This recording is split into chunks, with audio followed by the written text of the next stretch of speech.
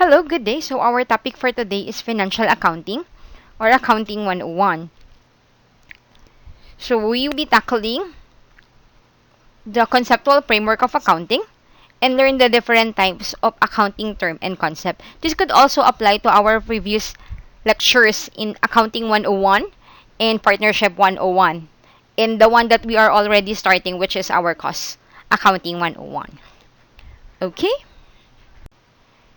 So conceptual framework of accounting. So from the word itself, concept, framework. So we have, these are the concept or the people who develop the standards that we are adapting in our financial reporting. So here in the Philippine setting, we usually adapt the International Accounting Standard, or in the absence of that, sometimes we would also use the Financial Accounting Standard Board, which is issued in America, and the other one is international. Okay, so these are our IAS and IFRS that are used to report the financial statements or the valuations or the treatment of each accounting accounts that we would usually record. So take note, these are systems of ideas and objectives that lead to creation of a consistent set of rules and standards. And this is also the reason why most financial statements would have the same. So asset for us would definitely asset in other country, liabilities would still be the same.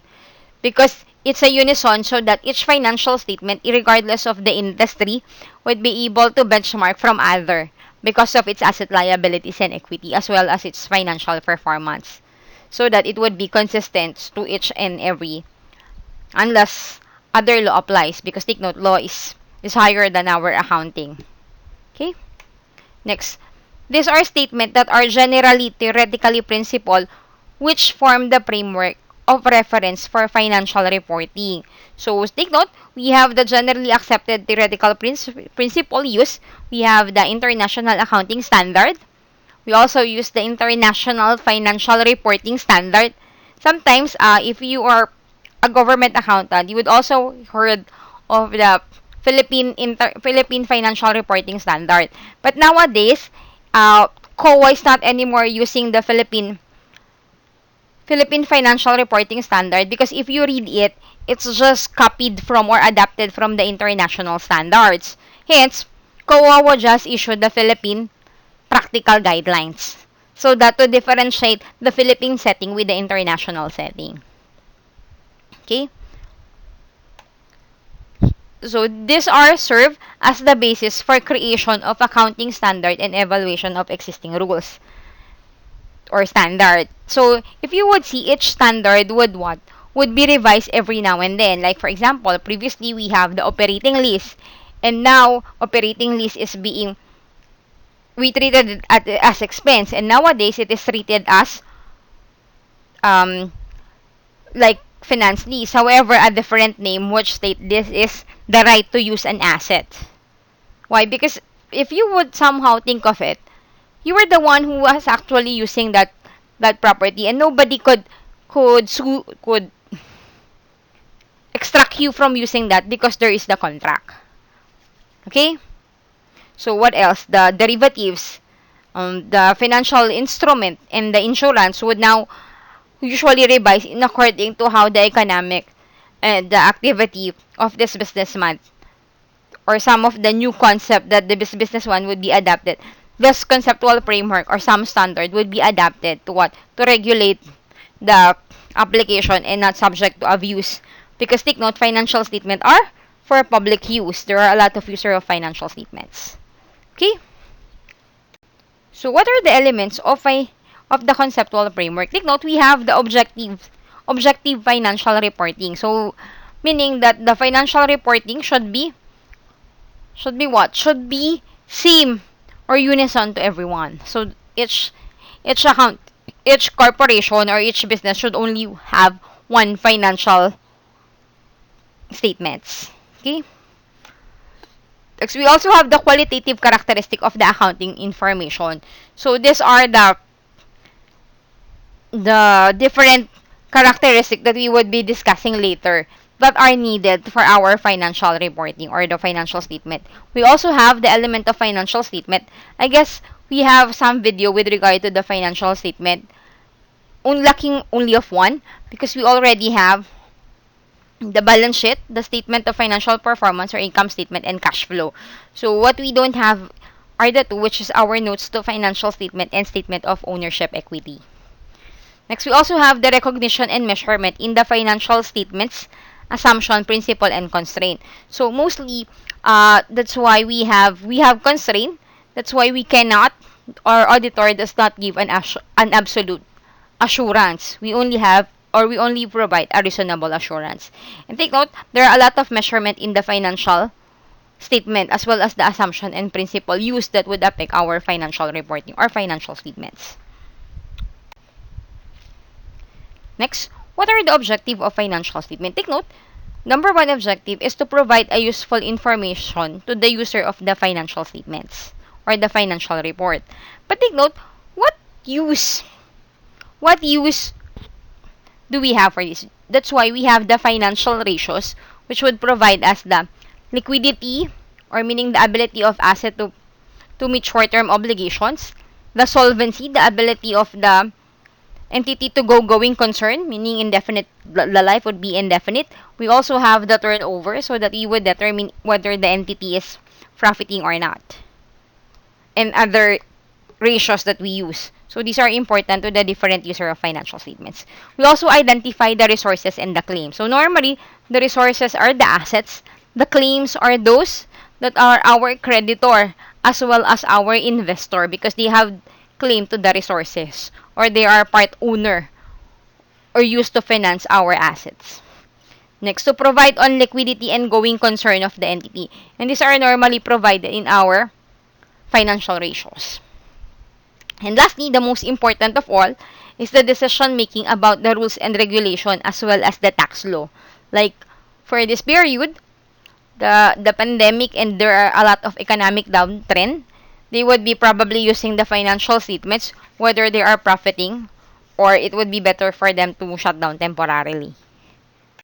Okay, so what are the objectives? So take note, we have the internal users. So who are the internal users? These are the owner who are normally concerned with the return of their investment, the manager to determine whether the resources of the entity is used effectively or in the profitability, whereas the employees speak about the stability, whether this particular company would be able to pay them all the obligations, especially like nowadays, that downtrend, most employee would be looking for the job because they would wanted now to find a more stable job that would not be affected by the downtrend or the economic downtrend. We also have the external users, and these are our supplier. Supplier are normally what? Interested with the solvency or the ability to pay our obligations. As well as bank. Although bank are also concerned with the solvency because normally for bank we had long-term obligations. And for the customer stability also and other regulatory authorities, these are for the taxes and for the other remitting agency. Okay. So we have qualitative characteristic of accounting information. So this measure the quality or the information, whether this information would support the decision making. So these are qualities necessary for information to serve as a major supporting role in the decision usefulness. There are two types. Relevance. So it adds value, or relevance would be, was this particular information would change the decision of the owner? These are relevance. We will discuss its three type. Then we also have the reliability or the reliableness that we put on our financial statement. But now, it is now known as faithful representation. Whether the financial statement really represent the status and the performance of the entity. So let's see. So we have now relevance and faithful representation. So under relevant, we had predictive value.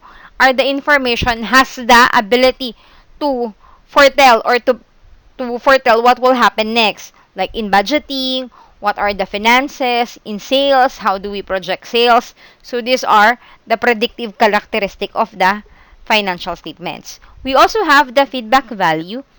So feedback value determine whether the financial statement perform effectively or not. Like, for example, in our income statement, we would know whether the entity is losing or profiting from the business. That would be its feedback. And we also have the timeliness. Was the information become available when we really need it? So these are, but timeliness also serve as a constraint because take note, our financial statement are usually due for BIR purposes, usually on April 15. If you are a calendar, if you are a fiscal, it is usually 2 months after the reporting period. Next, we also have the faithful representation. So, was all the information complete, or was all the information recorded, or all the transaction has been recorded in the journal entries pertaining to that period? Okay, that's why in our cash we would check on the window dressing, whether we still make the sale still open even it's already cut off. So because window dressing would what? Would increase the ROI or the sales of the entity. Next, we also have neutral. Was it is free from bias or free from error? Meaning the financial statement hold true to each and every user in the financial statement. So it's not like you have a certain books for taxes which dictate a lower. So that's not allowed. You have a certain books for banks. So that is a profit. So that's not allowed. Meaning neutral. The financial statements should hold true to every user of the financial statements. Next, it's free from error, meaning all the errors that has been detected should now be adjusted or has been adjusted to show the faithful representation of the entity. Okay? And take note, the financial statement should be understandability. Although we presume that all the user of the financial statement has the minimum knowledge when using the financial statement. So, meaning it's understandable. That's why we create the conceptual framework so that each financial statement will have the same nature of assets, the same definition of liabilities and equity. We also have comparability. So, comparability is normally, that's why we have trend analysis and common size, so that we would know that all rules that has been used or all the activity is comparable to the other. So, meaning you should have the same monetary value. So, because you cannot compare if one financial statement is written in US and the other one is in peso, that would be confusing. Next, you also have consistency. So, this is why we have the accounting policy or change in accounting policy should now be retrospectively restated. Why? Because we showed what? All the financial statements, especially to become comparable, so it should have also the consistent rules and regulation apply for each financial account. And lastly, verifiability. So that's why we have the folio, because we need to trace. Can we trace the particular transaction, or does that particular transaction have supporting documents? And it's also the reason why you confirm accounts receivable, because you wanted to know whether the accounts receivable really exists. Was it verifiable? And that's why you have the folio, so that if you wanted to trace or to vouch the document, you could check the accurateness and the source document of this accounts. Okay? So this enhance the qualitative characteristic of the financial statement. Okay? So for relevance, we have 3. We also have financial faithful representation. Although for faithful representation, some would also have the word faithful representation. Consistency is also part of faithful representation, as well as verifiability. Next, we have the elements of financial statement. So usually, we have the balance sheet. We already told you what's the definition of balance sheet. Just click on the link below. I put all the link with regards to these financial statements. So since we already know what is a balance sheet, so it's an accumulation of all the assets, liability, and equity. That's why it was as of. We also have the income statement that showed the performance, whether the entity is profiting or not. We have the cash statement of cash flow that show all the cash transaction of the entity. And this is also the reason why we have special books, such as cash disbursement journal and cash receipts journal. So statement of equity shows all the all the transaction pertaining to the equity, the investment, the additional investment, the withdrawal, the declarations of dividends are shown in our statement of equity. I would also put this financial statement, but there are some terms that are quite different. That's why I skip on it. And then lastly, we have the notes to financial statement. So it would be a series in here because we would discuss each account and would also put all the notes required for each account. Okay, so these notes show us the rules that has been adopted, the information about the entity, and all the relevant transactions that are needed to bring to the knowledge of the user of the financial statement. Okay, so we have now, let's discuss the different elements of the financial statements. So for a balance sheet, we have the asset. Just click on the link. We wouldn't be discussing this because it was already stated in our video balance sheet. Then we also have the liabilities and then the equity. We just know that the asset are resources of the entity, liabilities when the debtor finances, and equity those that are being financed by the owner. Okay? Next, we have the income statement. We have the revenue. And then we also have the expenses. So normally the revenue are those that has been sales or anything pertains that we sold, or and the expenses, all the expenses related for us to collect the revenue. It's also stated in our income statement account. And then the gains as well as the losses. So these are gains, those usually does not pertain to our trading, and losses is also like that, those that are not pertain to the tradings. And then comprehensive income. For cash flow, we have the operating, investing, and financial cash flow. Just click on the link below for this three. Then for income statement, or for the changes in equity, it shows all the investment distributions and even the withdrawal of the stockholder. So for sole proprietor, we know that there are only, for sole proprietor and partnership, there are capital account, which shows all the investment, additional investment, withdrawal, and share in profit and losses of the entity.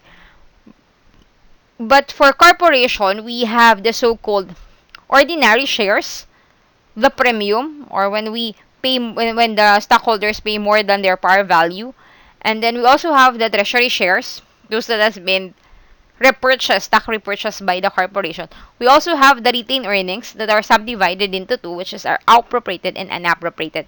But we will discuss this one lengthily as we go on over our financial accounting subject. Okay, so we have accounting assumptions. Take note, we have accruals, where the recognition of revenue and expenses arises when earned or used respectively. So accrual also gives rise to our accounts receivable and accounts payable. Okay, because if you would check, we would record accounts receivable because we already do the activities or do the projects but no payment yet. Or we already ask for some of the activities for our suppliers, but it's not yet sold. So this is the reason why we have accrual.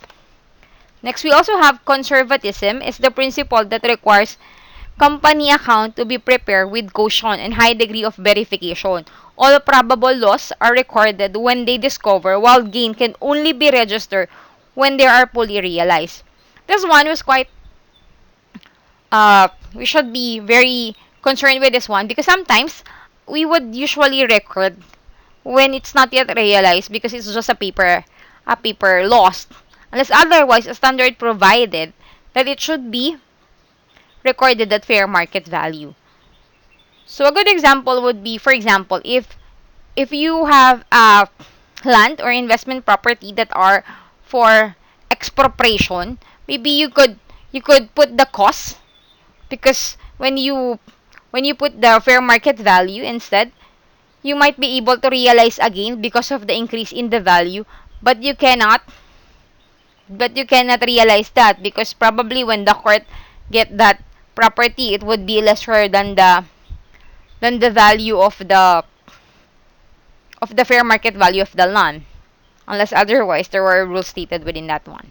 So take note, we only record revenue when it's realized. That's why we have unrealized. Remember, which is also a part of our comprehensive income. So we have consistency. It state the principle that state that once adapt an accounting principle or method should continue to follow it consistently in the period accounting period. This is what I'm telling you. Like for example, for inventory, which is also our example in our accounting for policy. So when we adapt FIFO, we should adapt it from the start until the business ceases. But what if we decided to change it to LIFO? So we had to what? To restate the financial statement affected retrospectively to determine the actual income of that particular entity because it's not anymore consistent accounting policy or accounting principle except for accounting estimates. Next, monetary value. This is where the recorded activities of the business should be recorded in common denominator. Before, you're in the Philippines, since the only legal tender is peso, it should be recorded in peso. But there is an IAS issuance which state that instead of recording it to the country, maybe we should record it to the functional currency. And functional currency are normally the currency that denotes the business. Like for example, the BPO here are normally denoted in foreign or in foreign currency, and the only transaction in peso are the tax and the tax, the rental, and the salaries of their employee. Then they could report their financial statement into their functional currency that could add any other foreign currency. Okay? Next, we also have the economic entity. Economic entity is where the recorded activities of the business should be kept separate and distinct from the recorded activity of its owner and business. So, for example, if you were into a sari-sari store business, you should what? You should record all the transaction that pertain to sari-sari store and a separate transaction that would pertain to your consumption or to your family. Like for example, if you were in a sari-sari store and then you think you wanted canned goods, then you get it from the sari-sari store. Then it should be an expense or partly withdrawal unless you paid. Because take note that the entity and the business owner should be separate and distinct. Okay? Next, we also have the reliability principle. These are principles that require to adequately verify the transaction before recording. That's why we have folio. Therefore, you should not record any transaction without sales invoice or official receipts or those that cannot be traced. Okay? Next, we also have going concern is the assumption that the entity will remain in business for unforeseeable period. So, we presume once the business started, it would last indefinitely. Well, except for corporation because there are certain laws that dictates that a corporation can only have a 50-year life. Next, periodicity or time period assumption. This is an assumption that requires the entity to report financial result in uniform and consistent period. So, meaning that all the financial statement should be what? Should have the same period. So, if you adapt calendar period, then you should be doing the calendar period every now and then. If you adapt the fiscal period, then it should be fiscal period because you cannot. And this is also the reason why the nominal account are being closed, so that we would determine which year the business become profitable or not. Because if you would not close all the nominal account, it could have a different impact that the entity could either be losing or you cannot determine on what period does the entity is losing or does the entity is profiting. Okay? Next, we also have the accounting principle. We have the cost principle. Refer to the amount spent, cash or cash equivalent, when an item was originally obtained or whether the purchase happened last year or 30 years ago. So, normally, costs have three kinds. You have the historical cost. The acquisition cost normally is what? The amount that you acquire for that asset. You also have the historical cost. So, historical cost somewhat synonymous to our acquisition cost, but it could vary because you had to record all that the impairment and the different transaction of that. You also have the book value that is appearing on your book. less all the depreciations, impairment, and so on and so forth. And you also have the fair market value. It's the value at this moment of time, or meaning any other party would be allowed to buy this particular equipment or gadget at that point in time. So that's the fair market value. Next, we also have the revenue, accounting rule whereby the income is recorded when earned and irrespective when it is associated or actually received by the business. If you would see, the revenue is almost the same with our accrual. Because take note, according to the IAS and IFRS, there is only one accounting method that could now be used, and this is accrual. So, meaning if you use a cash basis accounting, then that would mean an accounting error. Next, you have the matching principle. So, the matching principle is the principle that direct the company to report an expenses on its income statement in which the period relate revenue or earned. Okay? So, this is also the reason why we have accrual. So, we would usually what? Record all the expenses relating to our earnings. So, this is the reason why we have the contingent, why we have the provisions, because these are expenses that are attributed to the product, because probably if there's no warranty, people would not be buying. Okay? And the cost of goods sold also. And then the full disclosure method. So, it's a concept that requires business to report all the necessary information about their financial statement and other relevant information to any person who are accustomed to be reading it. And this is also why we have the notes to financial statement. Because IAS, IFRS, and the conceptual framework dictates that it should be fully disclosed. So, we have three constraints. We have the materiality, kasi usually, the materiality is the threshold used to determine whether the business transactions are important to resolve the financial statement. Just for example, if you are having a 1 billion financial statement and you lose 1 cent, is it material? So, not anymore. This is also the reason why the auditor would usually provide only a reasonable disclosure, and they also have the materiality test. Because anything that is not material would not affect the decision of the entity, and therefore normally that could be unqualified issuance or unqualified independent audit report or clean audit report. Next, we also have the cost benefit, and this is also the reason why we have materiality, meaning that the cost applying the accounting principle should not be more than its benefit. For example, if you're only earning 100,000, would you hire an auditor for 1 million? Definitely not. Because take note that the main purpose of the business is to earn profit. And then timeliness. So, the principle that states that timely information, though less reliable, should be made available to the decision maker. Because take note that the timeliness, relevance, and the faithful representation has a contrast relationship. So, meaning, as the timeliness increases or as the relevance increases, the reliability decreases. And lastly, conservatism is the principle of anticipation that no profit would be provided for all probable loss should be applied. So, conservatism, sometimes also called as prudence, wherein it states that you should not record gain or overstate the asset unless it is realized. Okay, and lastly, the industry practice, and this is also the reason why we have the common size, so that we could benchmark the different industry. Even we were small and the other one was too big. So, it's the principle about peculiar characteristic of the industry may require a departure from accounting guidelines. Okay? So, like for example, take note that our current assets are dictated by the industry practice because it could be the operating cycle or 1 year, whichever is longer. So, if you like my video, thank you so much for watching with me. And if you like this video, help me reach out more people by hitting the subscribe button below. God bless you.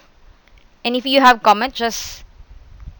if you had questions, just comment it below and I will get back to you as soon as I could. Thank you very much. Keep safe, everyone. God bless you.